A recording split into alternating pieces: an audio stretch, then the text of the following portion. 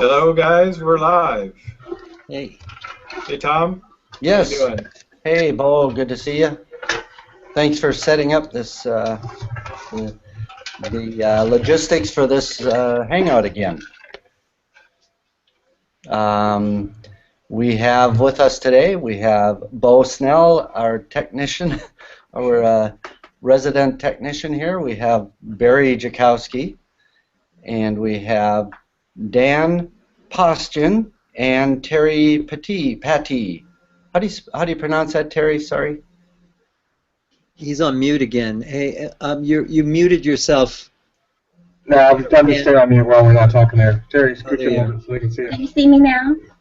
Yeah. Hey, guys. Hi, Terry. Hi. Cool. So today I think we'll do similar to what we did last week, and that was talk about a couple of projects that have come in over the last week. Dan and Terry, you have one project that came in. Not sure that you're going to do it yet, but you had some interesting things happen on that. And then Bo, I think you've got a commercial project, and so maybe should we just start out by Dan and Terry? Do you want to just describe what sort of the process from the very beginning, how you found the deal, how it came in, how the discussions went, maybe kind of go through the process that you had so far? Okay, we have a real estate group at our home that meets once a month, and once in a while we have one of our team members ask us if we're interested in doing a deal with them. And we had someone come to us with a land deal, and we decided to take a look at the deal to see if we'd like to do the development. Okay. And can you describe a little bit what that development, what was it as, what was being offered, and what were you looking at possibly getting involved with? Well, we weren't sure exactly how we wanted to get involved. That was the big question. But essentially, it was 3 lots. 2 lots were adjacent to each other, and it had an existing structure on it that was producing some money. There was another lot that was a couple of houses down. They were all infill lots. So we were looking at the deal as a joint venture possibly, or loaning the money to make the Actually, yeah, getting the deal and finding the borrower contractor, and then bringing the money. So we would structure it like that. So okay, right. Maybe when we spoke about it this last week, we went through sort of a process, and maybe go through that same process again and talk about how we started by looking at the project. Does that sound good? Sounds great. Okay, so the first thing we talked about was how the development. It's a fully platted development, from what I understand, and the homes in the development are pretty nice, relatively new homes, correct? Correct. And one of the lots, like duplex, would be, well, it was a double lot. The double lot with a duplex, that it was probably going to be a tear down because it was a lot lower quality than the other housing in the area. Mm-hmm. And the homes in the area were going for the larger homes around 2,500 square feet. They were going for around the 1.8 to 2 million range. Okay. And the utilities were already on each lot, or okay. at least up to the sidewalk. Gotcha. Good. One of the questions I remember us talking, things we talked about a little bit, was that the double lot. Did you find out if that lot line has already been, if that was already taken care of, part of the original platting, or is that something that would require some additional work with the city in order to split that existing? It would require more work with the city. The city actually wasn't sure it was a legal structure or if it was grandfathered in, and the Planning Commission didn't want to they weren't going to say, you know, put themselves out for anything until after they investigated it. So did you find that since we spoke last? Yeah, we spent Monday up there. I spent Monday up there. And you broke up right as you were saying that the city wasn't sure about something about the duplex. What was that? Right. They weren't sure if the lots were authorized to have 2 kitchens in it, essentially. And they said once they go and look into that, that can open up a whole new ball of worms, can of worms. Yep. Okay. And now just another way that I would look at it is if you were to take the size of the existing lots, and especially the one on either side of these 2 lots, and this is sort of a process that I would go through. I would make sure that I understood what the size, or knew what the size of those 2 lots were, one on either side, and then knowing the square footage of the lot, the center lot that we're talking about, that you're hoping to divide into 2. Generally speaking, in my experience, there is going to be a fairly good chance that you'd be able to split the lot if the square footage of your existing lot is twice as big as the smallest of the 2 lots side by side. Do you know how it compares in size? Yeah, they were actually 2 separate lots. They have 2 separate utilities, and they had no problem with us putting 2 separate homes, you know, 1 home on each lot.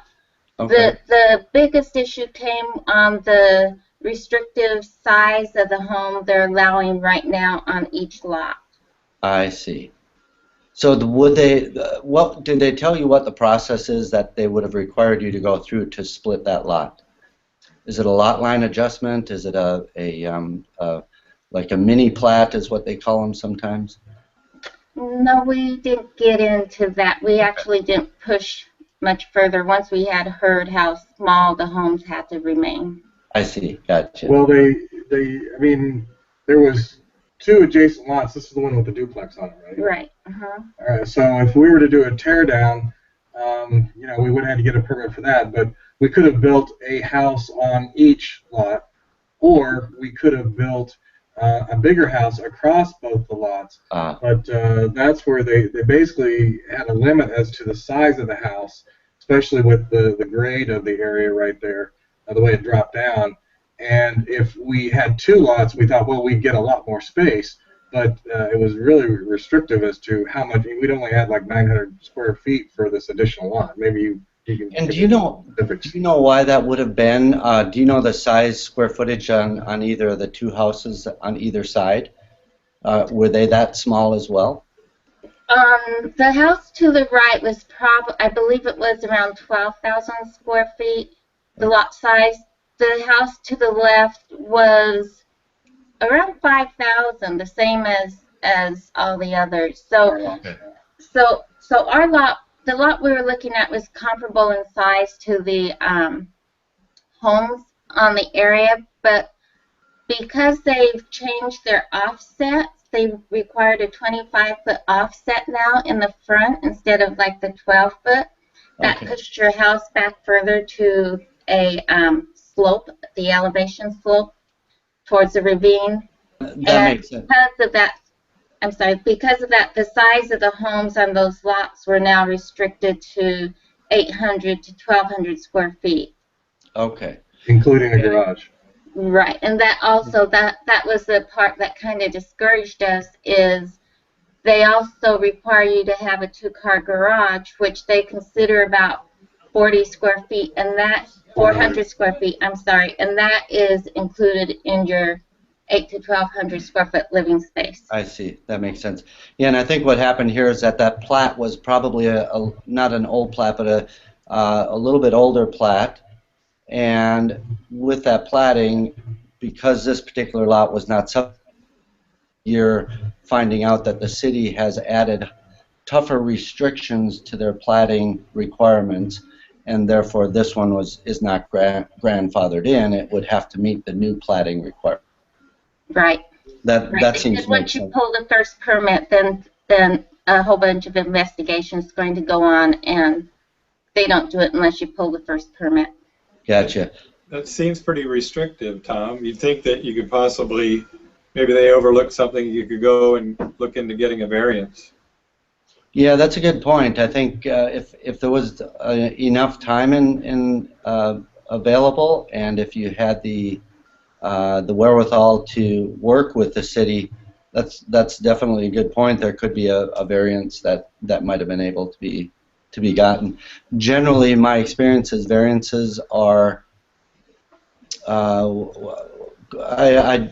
we generally talk about discretionary or non-discretionary permits. So the discretionary permits would be the ones where there might be a public hearing required, or it's discretionary to the planning board. They can say yes or no just based on opinion and not necessarily on the exact guidelines that they're working with. Whereas a non-discretionary, if you meet exactly what the guidelines are, then they need to give you the permit. So it's not they can't just on their own discretion say no, you can't get it. So in this case, it sounds like it would have been a discretionary request for the variance, and so that it may possibly work and it may not. At least in my experience, is that what you would agree with, Bo? Yeah, and I think obviously you got to have a cooperative seller who understands what you're trying to accomplish. Mm-hmm. And when you go for those variances, they usually make you pay for them, and you do run that risk that the outcome is negative and you lose that cash. Right. All it takes is one neighbor, and the neighbor doesn't even have to be right there, and then you're there for months maybe. Right.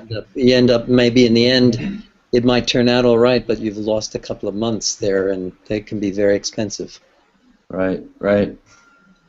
A couple of notes that I made from when we met. One was the discussion that we had about when let's just say that those two lots, that it did work to do the lot split, and there's a duplex on it, and the duplex needs to be torn down.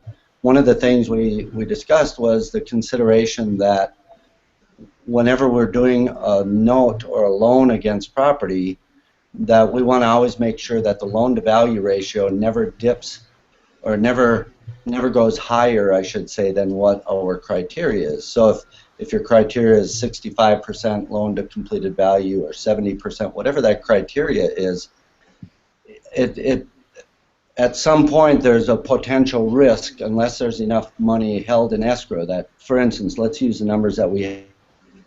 $1.2 million for the two, I believe it was $1.2 million for the duplex for that particular lot, right? It was or was it 1.7 for 3 lots, but we were only interested in 2, so we're going to try to get it for 2/3 the price. Yeah, so let's just use a number of, let's say that where the lot where the duplex was 1.2 million, split in half would potentially be $600,000, right? But what happens is you're buying a property at a value that's greater. Because if we compared it to the third lot that you had, that was at $500,000. But you're buying a property that's worth more because it has a house on it right now, but you're going to tear down the house. So what's going to happen is you're going to drop in value quite a bit past the current value of the lots because of the amount of work it's going to take to tear down the home. But you've done your numbers to know that when it comes back up, that you have enough value there to be sure that your loan-to-value ratios work. So in that case, I think the risk is that you could end up going at a higher loan-to-value. Let's say that the house was half torn down and your borrower decided to walk away from it, and there wasn't enough money in reserves to finish a project. You potentially would have a project right there that's worth less than it was when it was purchased. And so I think the point there is to always make sure that we have enough in reserve to make sure we get all the way to the other end where we're going to have the completed value of the two, either the completed value of the two lots that they fit within the loan-to-value ratio, or themselves. And so I know that was one of the discussions we had anyway. Barry or Bo, any thoughts, any comments? Transitioning from, really what you're doing is you're buying raw land, right? And you're planning new construction on it. So structuring the deal up front, depending on really what the seller is willing to do as far as carrying, you're really looking for a seller to carry back quite a bit and be patient about waiting to put that deal together, right? Otherwise, your borrower has to put up quite a bit of cash to secure that position to be able to tear down that duplex and not put us at risk as lenders. But you're not going to lend more than probably 50% of the land value, right? So there could be a lot of cash in the deal if the seller's not carrying back. Yeah, the only... Oh, Okay. go ahead, Mark. No. Go ahead. Finish on that thought. I was just going to say the only part on that is that if you do the calculations and you structure your package so that you have enough financing to get all the way through to the completed value, so through the completed value of both of the properties, then I think you can be all right as long as you make sure that the money is always held in reserve for that period. Right. You know what I was going to say, and I know it wouldn't work for this, but I think it's good to talk about it nonetheless. That in order to maybe protect your investment in what looks like a tear down situation, if you can preserve like one wall or one part of the building, and then tear everything else down, then it qualifies as a major rehab. And you can get away with just about building a new house, but you still need to have that one wall in a case. I don't know, Tom. Maybe you want to embellish that, but that's a really good technique if it works. Yeah, there are some places up, especially in Marin County, where we've been doing some deals, as you know, Barry, where the restrictions are so tight that they will not allow anything, as they won't allow the complete new construction. So the way they define that is, in some cases, they will leave, like Barry said, just leave one single wall in place, because then it's classified as a rehab or a reconstruction, and that falls under a different set of guidelines. And so that's why sometimes you'll find that they'll require that one wall, and it can be like a 10, I think on one of the projects, I don't think it was more than a 12-foot section of the wall and 1 story high that was left. And what I thought was interesting is that the inspector was there when we were there, and it looked interesting because it was everything else was brand new except that one wall, and of course it was going to be sheetrocked over, so nobody would ever know it was there. But he said that if the owner of this property were to, within the first 18 months or 24 months, if they were to come in and tear out that piece of the wall and replace it with a new wall, just without realizing it or not realizing that it was going to be an issue, it would they could require that the entire house be torn down. They're so particular about making sure that one section of the wall does not get removed after the fact, which I thought was pretty interesting. Have any of you come across that? We actually tried to do that. We had asked them if we could leave a wall or a closet and move on from there, and they said no. And then the other thought we had was just expanding on the structure, rehabbing it, just making it give it more integrity. Yeah. And they said that we would not be able to increase the square footage if we wanted to do that. We were pretty much stuck with what was there. I see. Okay.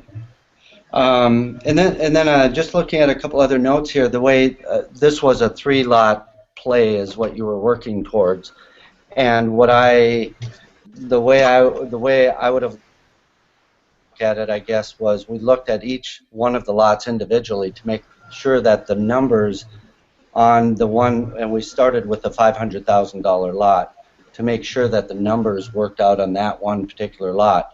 And then we can always extrapolate or build off of that for any of the other lots that we would eventually build on.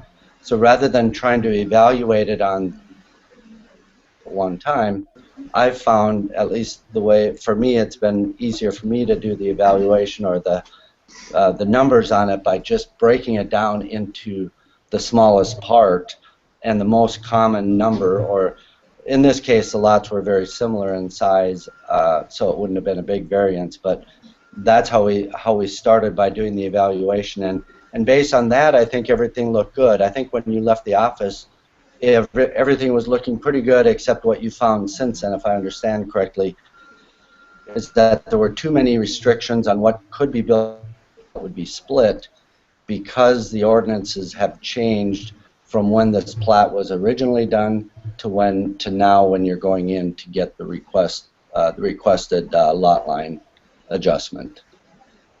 Right. So, and one other note I had on this one, and that was making sure that we always understand what the they call them the whack and sack, or depends on where you're at, but the water access charge or the sewer access charge, those in certain cities. So when you're buying a lot, a vacant lot, it's important to check and see what sort of other expenses might be incurred, or if there's deferred real estate taxes, whatever it might be. Sometimes, I know in some of my developing in the past, the city or the township or the county would allow the work to be done. I would hire the work out, allow it to be put on the tax rolls so that there would be an assessment on each of the lots. When the lots sold to the new buyers, they either could roll the assessments to the next round or they could pay them off, depending on what their lender required. So just a few things to look for in new construction and in platted developments. Probably also the there's an architectural approval process. There's a neighborhood coalition on who's concerned about what they're building in their neighborhood. Mm-hmm. Those are something you want to find out early on, what the challenges are with actually getting a proper design for the property, that you don't end up just chasing it around and never getting anything approved. Right. One of the things we did on a lot of our developments is we would put restrictive covenants on them, so that the idea would be that and where I was doing the developments, they were pretty good sized lots, and the township or the county didn't have, or the city didn't necessarily have as restrictive guidelines as what we wanted to see, because we wanted a certain size and quality of home that came in. So we would put things into the restrictive covenants that would be, it might be requiring a 512 pitch or greater, meaning that the pitch of the roof had to be steep enough so they would have that same character. It might require brick across the entire front of the home at a minimum. We've done where they were required to have concrete driveways. Certainly square footage requirements, garage requirements, different things like that. So those are all things that when a developer develops a property, they can build in those restrictive covenants, as long as they are more restrictive than what the local municipality has. I sat on an architecture review board for an 80-lot subdivision for about 3 years, approving plans, and we were building what we called old world country homes. We had to have recessed windows, all kinds of different requirements for design and detail, and people would just bring in regular stock plans, and we would have to literally just go through it with them. A lot of people would get upset, and it would cost them a lot of money, and they didn't understand, and we fought for 3 years just through the whole process to get the quality of that subdivision built to the standard in which we wanted it built. And it's very frustrating for the borrower who's trying to build a house to get those plans through. So you can't take it lightly, and you never know what somebody's expectations are on those infill type when you're project. getting into development, it's yeah, it does. The reason we put those restrictions, obviously, was to make sure that it would keep the values up and keep the desirability of the neighborhood up. But you're right; it can be a pain when you don't know about them ahead of time, and that's where your real estate agent, or if you're buying directly from the property seller, or if your borrower is buying directly from the seller, they're going to be able to find those restrictive covenants in the public records. They're either going to be in the abstract, or they're going to be a document that gets recorded at the time that the plat has been done. Problem is nobody reads them. Exactly. They go do the work first and then read what they're supposed to do. Right. Yeah. Any other? Did you guys have anything to add, Terry and Dan, or any questions or comments? There was I mean, we were just bouncing some ideas around, and obviously we didn't get far enough along to execute any of these, but one of the things that we were talking about doing was doing really a lease option on the lots, getting them under control, and then and so we don't have those holding costs during maybe those first couple months while we're getting plans and permits and things like that. We know this seller wanted to do a 1031 exchange, so we thought, well, that would work. That'd be a win-win for everyone, because that would allow him to line up his next purchase while we're getting ready to, we find the contractor or the borrower to come in and get our permits and everything like that, and then we can do the purchase, and the clock starts ticking on that with the loans and his exchange. Yeah, that certainly is a good way to keep the cost down if one is able to do that. Now, your situation was a little bit different in that you were looking to be potentially the buyer, but then we also had the discussion about, and you shared this right away when we got on the call here, but the idea that you were potentially going to find a contractor that was in a position where they were interested in being the contractor, getting paid for everything they do, but then also coming on as the borrower, whereby you can then share the profits with the borrower. And that's one of those cases where I would argue again, if you're bringing in the deal and you're bringing in the money, you should easily be able to get certainly a majority of the profits. And I don't know if you were able to go down that track at all, or what your thoughts were, what the plans were, but that could be a possibility. Yeah, it was. It was a great conversation, and we really liked that idea because we really want to focus on our private lending part, even though we've done some flipping ourselves. It's probably better to leave some of this to a contractor. Although the only reason we were kind of leaning towards maybe doing this is we were talking about maybe some modular construction on there, which would limit the amount of work that we'd be doing. I mean, it's not like we'd be having to do all the designs and everything like that. We'd basically be outsourcing that to the modular contractor. Mm-hmm. Yeah, and one nice thing about going modular, we've been investigating modular because we're building on another lot for our own home, but the modular people actually will do a feasibility study for you. And so a lot of the questions that we had in regards to the water rights and the cost of the engineering, all that should come out in the feasibility study. It's not that expensive with some, and it's free with others. Good. I just had, I have a meetup, and I had the people from Blue Homes, BLU Homes, come out, and I brought up an interesting question to them, and because I didn't really know completely the answer, although we're definitely looking at modular homes. But if you build a modular home in an area where there are no other modular homes, it's very difficult for the appraiser to get comps. And it's something I hadn't thought about. And when the appraisers look, they look for comparable modular homes, evidently.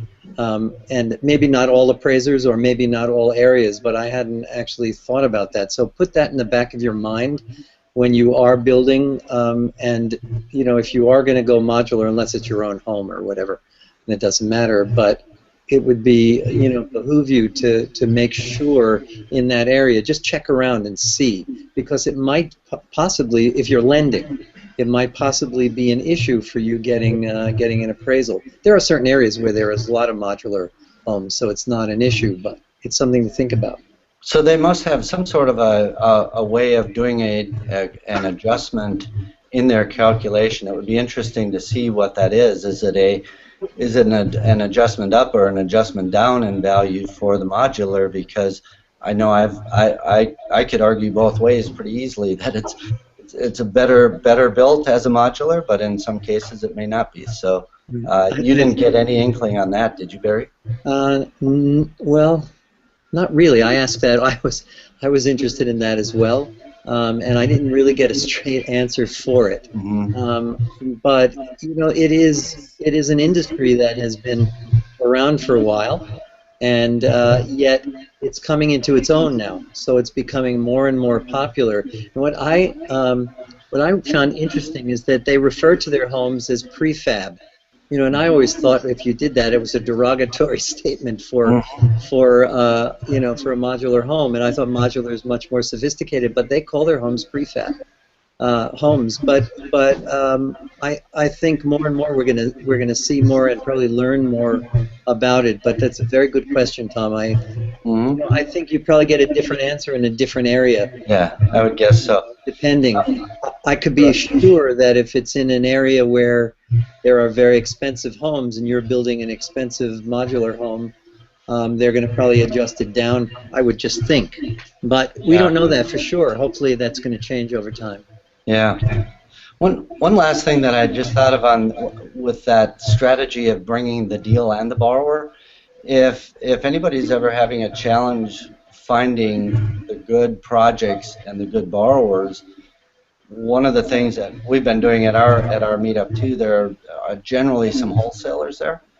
And so if you have a background in real estate, there can be opportunities where you pick up a wholesale deal, or you work with a wholesaler, and you bring that person on board to help you find the contractor, or you work together to find the contractor that you bring on as the borrower. So what you're doing is you're just bringing a couple more pieces of the puzzle together. So if you find a good wholesaler who's finding great deals, then you start looking for the contractor that's going to be a borrower. You can kind of play matchmaker, but in effect you're bringing the deal and the money as well. So that can be a way to get, and really I would easily be able to argue that you should be able to get a 70% of the profits if you're bringing the deal and if you're bringing the money, because again, that contractor, that general contractor borrower is getting full pay for what they do on the project based on the way we structure it anyway. So if it's just an idea in case people are looking for more projects to fund. So anything else on that one? If not, maybe should we jump over to your project, Bo? Did you, Dan and Terry, any last questions or comments? No. I just want to thank you again for spending some of your Saturday with us to talk over this. It was really kind of gave us some great ideas on how to move forward. Yeah. I'm just curious what you guys, if there's one big takeaway from that experience, all that you went through, other than all the time you put into it, and it didn't, well, it was a great education. What would you say was a takeaway that we all could benefit from, or that you benefited from? Well, I got to give Terry a lot of the credit for doing this, but I think just quickly talking to the city planning department was key, because we, other than a couple trips to the property and some phone calls, we didn't put a ton of time into it. But if we had delayed that part, we could have easily spent a lot of time and then found out that we were pretty much dead in the water as far as a good deal goes. So yes, talk to the city planning department as soon as you can. Yeah, and the one thing that I thought should have come out of it is the realtor who brought us the deal I think he should have done a little bit more homework and known a little bit about this before bringing it to us. I thought it was strange that we had to go find everything out about the property. I would have thought he would have known a little bit more information. So having a good real estate agent, I think, is really important. Mm-hmm. I think that's pretty common because I think the realtors, they don't really want to know, because then if they know, then they're liable. So they don't do a whole lot of work. They just kind of throw it out there and see who's going to bite. And what I'm always amazed is they get over anxious and they think they're going to get this thing sold, but they really just have a pot of problems. And then they go through a whole bunch of buyers, and everybody's got to go down to the city, and nobody knows. It drags everything out. Mm-hmm. So. Right. Okay.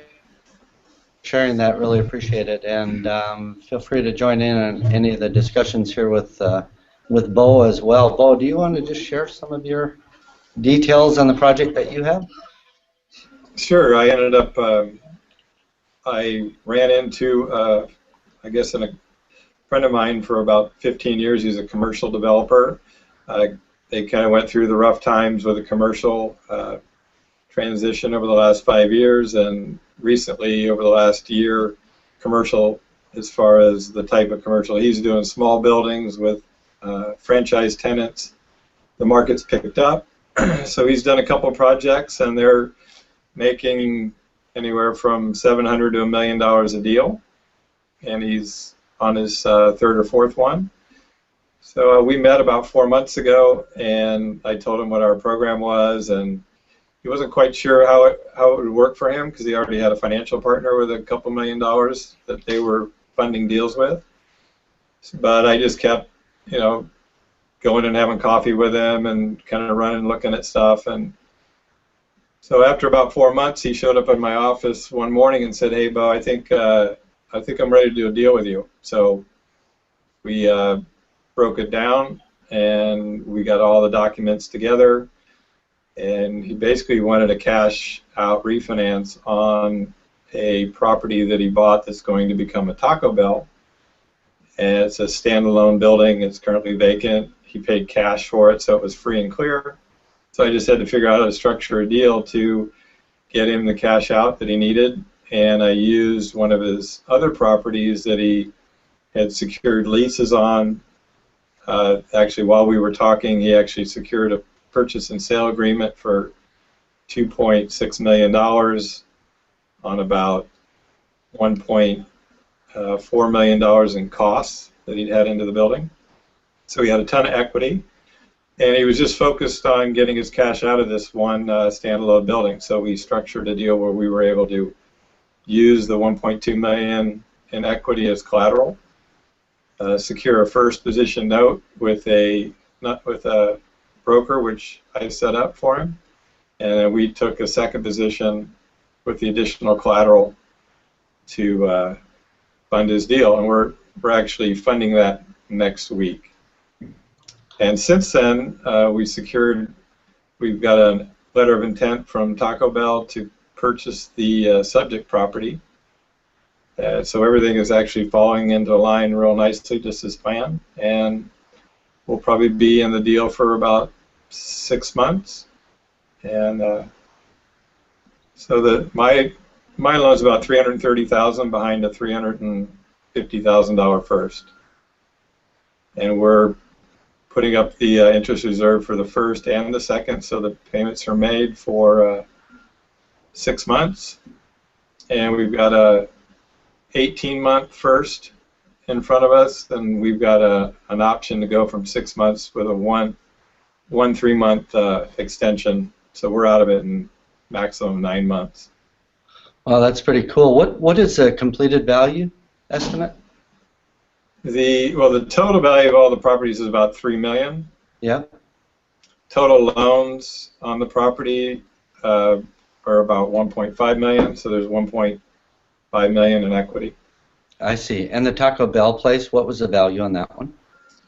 Purchase price is $575,000. They've got about $600,000 tied up in the property, cash.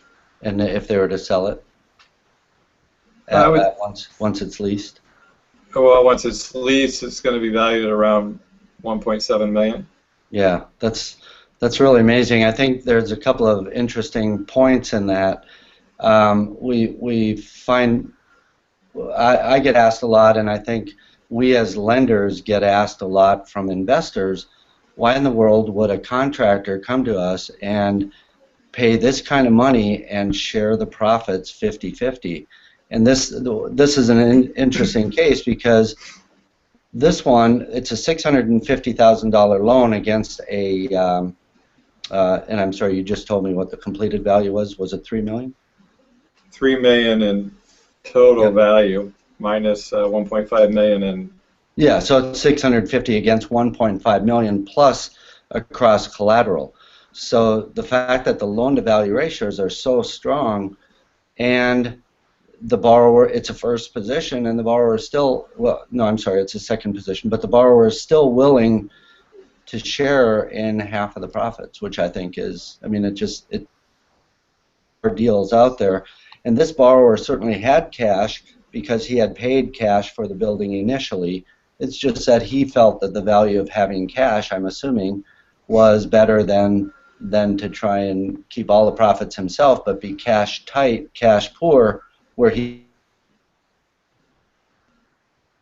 Well, he is closing on another deal where he's got $1 million pretty well secured on another building where he already has 3 tenants committed, and he's basically going to lose $1 million if he doesn't give away, 300. Mm-hmm. So. Yeah. Yeah, and that's a case where he's really good at what he does. He's good at finding really good, solid deals that there's a lot of money in them. And if he knows that he has you as a money partner where you're going to perform on it, get the projects funded for him, he doesn't have to worry about that end of it at all. So he's spending his time doing what he's best at, and you're spending your time doing what you're best at. And so that's why I think that the real value can be there. And again, asking to share in the profits certainly is a reasonable thing, especially in situations like this. So. Well, go ahead. Sorry. In his case, he had a money partner, so he was splitting deals anyway. Wow. So I pretty much said to him, I go, once you kind of get down the road, you start cashing out some of these deals, and you've got $1 million in your own pocket, and you're not relying on somebody else's $1 million or $2 million. My deals are going to look a lot better to you when I'm funding, and you're not splitting, 3 ways. Mm-hmm. So yeah. I can get you there faster than you would otherwise, possibly. So otherwise, he's pretty much stuck with an equity partner indefinitely. Right. So I can get him out on his own quicker, I think. Yeah. So, Bo, you've looked at and vetted, just regular single-family homes, and now you're in a commercial deal. Could you just give us a couple of nuggets, maybe, or differences between the two? How you looked at both of them, or how similar they are? Commercial is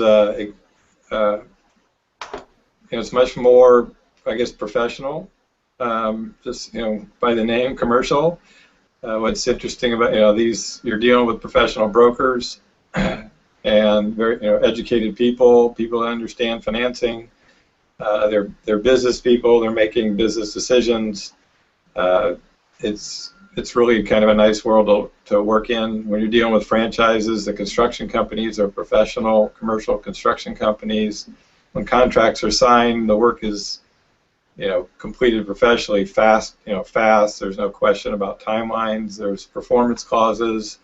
It's actually kind of refreshing. The part that you got to watch out about are really, who the leasee is, who's signing the lease, what's their commitment to following through with that lease, and the quality of that lease and that tenant that's going in. So you really got to know what their credit is.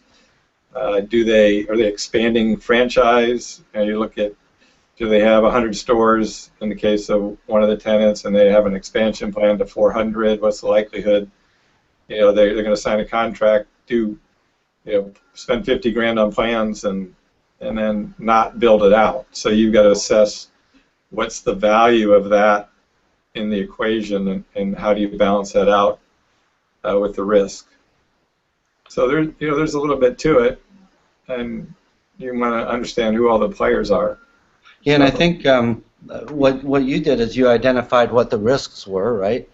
And Right. and you just shared there the strength of the lease or the strength of the leasee, the tenant.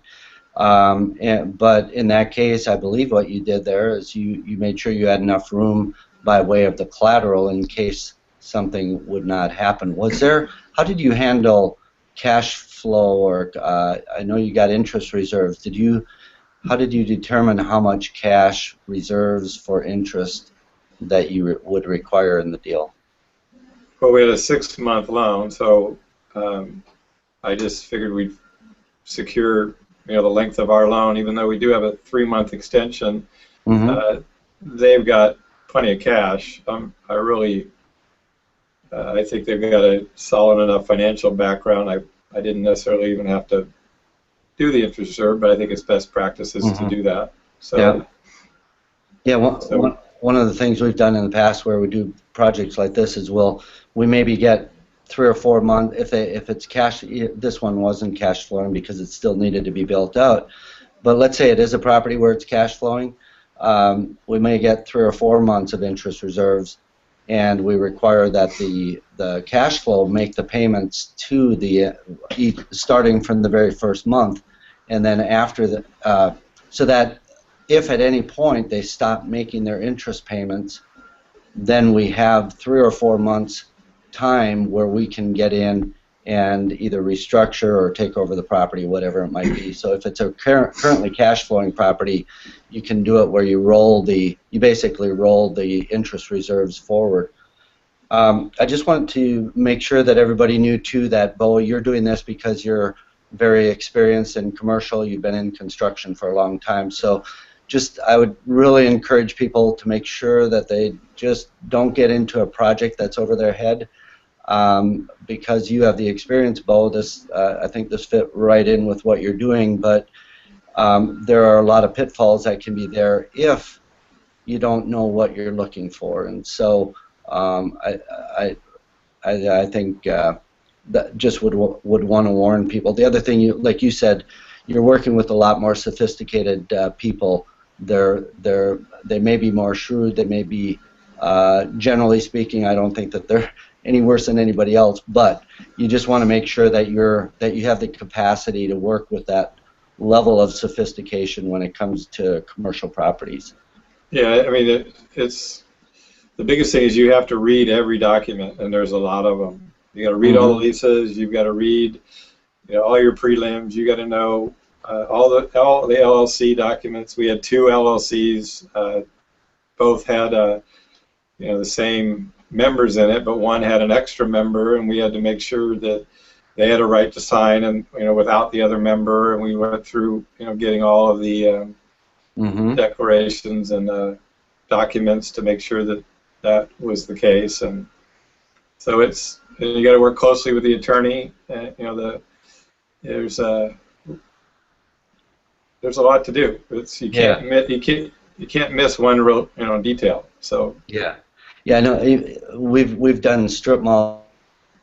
We did the leases that would come along with them, and these were our leases that we thought we would try and keep them a little bit shorter, and they were still in the 20-25 page range just for commercial leases. It's just a whole different ball game. So I think as safe and as profitable as any other real estate deals. It's just that it is another level of sophistication and another level of I guess again, just the point being, make sure that we're working with very qualified, experienced people when we're doing it, rather than trying to jump into something ourselves if we don't have a real estate background or don't have the capacity. Would you mind sharing just a little bit about what you shared with us right before the call, and that was as it relates to your attorney versus a broker? Well, I had my attorney prepare all the docs, and asking another broker to broker the second position loan, you know, behind And by the their. way, you're in California, so. Correct. Yeah. Yep. So I'm asking the broker to broker my loan. You know, of course, depending on what broker you're dealing with, they all seem to have their little rules and idiosyncrasies on what they'll do and what they won't do. So the broker that's actually doing this, they want me to either have my attorney indemnify his own documents against a lawsuit, or they want to charge me a substantial fee to take on that liability to actually broker my documents. So they were happy to do it. They just had, you know, a set of guidelines. But Yeah, and I think the interesting part. Oh, go ahead, Barry. What was the end result of that? What was your decision? Or I actually just received that email about 2 hours ago, and I forwarded it to my attorney and asked him if we could use option A, which is indemnify his documents and not pay a percentage point to the broker, plus a $500 attorney fee to review his documents.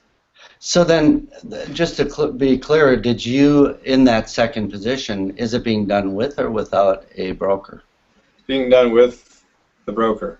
So I asked the first position lender to broker my second position note behind it. I see, yeah.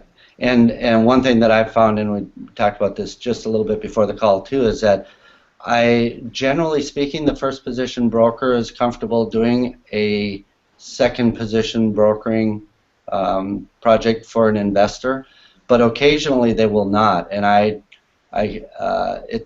it's because of the fact that they feel that there could potentially be a conflict of interest if something were to go sideways on either the first or the second or even the project in itself. In general, there is some reservations by some brokers that they don't really want to be caught in a dual representation if there is any sort of a challenge or issues that arise. Have you, any of you, ever come across that?